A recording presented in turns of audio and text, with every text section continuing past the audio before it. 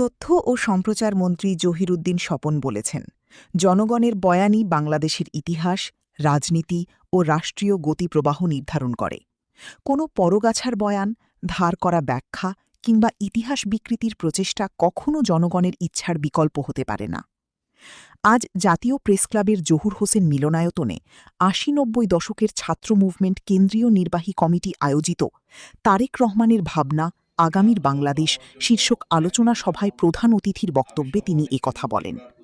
তিনি বলেন, যারা জনগণের রায়কে ভয় পায়, নির্বাচনকে ভয় পায় এবং গণতান্ত্রিক প্রতিষ্ঠানকে দুর্বল করতে চায়, তারাই বারবার ষড়যন্ত্রের পথ বেছে নেয়। কিন্তু বাংলাদেশের জনগণ প্রতিবারই গণতন্ত্রের পক্ষে অবস্থান নিয়েছে এবং তাদের ঐক্যবদ্ধ আন্দোলনের মাধ্যমেই স্বৈরাচারের পতন ঘটেছে। জহিরুদ্দিন স্বপন বলেন, ১৯৯০-এর গণঅভ্যুত্থান দেশের গণতন্ত্র পুনঃপ্রতিষ্ঠার পথ সুগম করেছিল। সেই আন্দোলনের ধারাবাহিকতায় দলনিরপেক্ষ তত্ত্বাবধায়ক সরকারের অধীনে অবাধ ও গ্রহণযোগ্য নির্বাচন অনুষ্ঠিত হয় এবং দেশনেত্রী বেগম খালেদা জিয়া জনগণের ভোটে প্রধানমন্ত্রী নির্বাচিত হন। তিনি আরও বলেন, বাংলাদেশের গণতান্ত্রিক আন্দোলনের ইতিহাসকে পূর্ণাঙ্গভাবে তুলে ধরতে হলে ১৯৯০-এর গণঅভ্যুত্থান এবং ২০২৪ সালের জুলাই অভ্যুত্থান উভয়কেই সমান গুরুত্বের সঙ্গে মূল্যায়ন করতে হবে। তিনি বলেন, ভাষা আন্দোলন, ৬৯-এর গণঅভ্যুত্থান, মহান স্বাধীনতা যুদ্ধ, ১৯৯০-এর গণঅভ্যুত্থান এবং ২০২৪-এর জুলাই আন্দোলনের মূল চেতনা একটাই, বাংলাদেশকে সবার আগে রাখা। জনগণের অধিকার, জাতীয় স্বার্থ এবং দেশের সমৃদ্ধি এসব আন্দোলনের কেন্দ্রীয় শক্তি। তিনি ৮০-৯০-এর ছাত্র আন্দোলনের নেতাকর্মীদের প্রতি আহ্বান জানিয়ে বলেন, নতুন প্রজন্মের কাছে সঠিক ইতিহাস তুলে ধরতে হবে এবং ইতিহাস বিকৃতির বিরুদ্ধে ঐক্যবদ্ধ ভূমিকা পালন করতে হবে।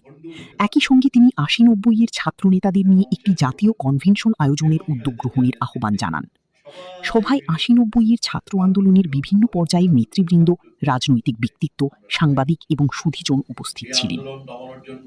একদিকে যেমন আমি সহ অনেককে মন্ত্রী করার প্রস্তাব দেওয়া হয়েছিল, তেমনি আবার গুলি করে অনেককে হত্যা করা হয়েছিল। মিথ্যা মামলায় আমি সহ অনেকেই সেদিন আমরা কারাবন্দী হয়েছিলাম। সেই দিন স্বৈরতন্ত্র একটা গণতন্ত্রের লেবাস করার জন্য ১৯৮৬-তে নির্বাচনের আয়োজন করেছিল।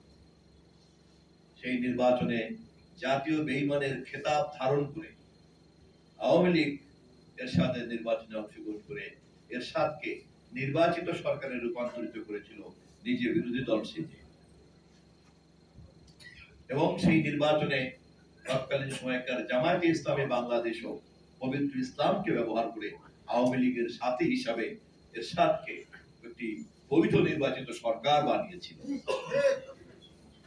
একমাত্র দেশনেত্রী বেগম খালেদা জিয়া জনগণের চাহিদা অনুযায়ী স্বৈরাচার এরশাদের অধীনে কোন নির্বাচনকে প্রহসন হিসাবে চিহ্নিত করে নির্বাচনকে বিরোধিতা করেছিলেন। তার এই নীতিনিষ্ঠ ভূমিকার কারণে ওই নির্বাচিত পার্লামেন্ট ভণ্ডুল হতে বাধ্য হয়েছিল এবং শেষ পর্যন্ত বেগম খালেদা জিয়ার নেতৃত্বে সবাই মিলে সর্বদলীয় ঐক্য এবং সর্বদলীয় ছাত্র ঐক্য গঠন করতে আমরা সবাই রাজি হয়েছিলাম। এভাবেই ৮০-র দশকের সেই ছাত্র আন্দোলন, ৯০-এর দশকের সেই ছাত্র আন্দোলন স্বৈরাচারী এরশাদকে পতন ঘটিয়ে দেশে একটি দলনিরপেক্ষ সরকারের অধীনে অবাধ নির্বাচন আদায় করেছিল ৯১-এর ২৮শে ফেব্রুয়ারি। আপনাদের নিশ্চয়ই তা মনে আছে। অতএব ওই সংগ্রাম, ওই আন্দোলন এবং আপনাদের মতো নেতা কর্মীদের প্রধান কৃতিত্ব হলো আমরা দেশে দল নিরপেক্ষ তত্ত্বাবধায়ক সরকার ব্যবস্থার প্রবর্তন করতে পেরেছিলাম। ওই আন্দোলনের মধ্য দিয়ে আমরা দল নিরপেক্ষ তত্ত্বাবধায়ক সরকারের অধীনে বাংলাদেশে সবচেয়ে অবাধ নির্বাচন আমরা অনুষ্ঠিত করতে পেরেছিলাম এবং সবচেয়ে বড় অবদান আমরা শহীদ জিয়ার গৃহিণী বিধবা স্ত্রীকে আমরা জননেত্রী, দেশনেত্রী বেগম খালেদা জিয়ায় রূপান্তরিত করে জনগণের নির্বাচিত প্রধানমন্ত্রী হিসাবে জাতির সামনে উপহার দিতে চাই। অতএব ৮০-৯০-এর দশকের ছাত্র আন্দোলনের প্রধান কৃতিত্ব আমরা গৃহিণী বেগম খালেদা জিয়াকে দেশনেত্রী বেগম খালেদা জিয়া করেছিলাম।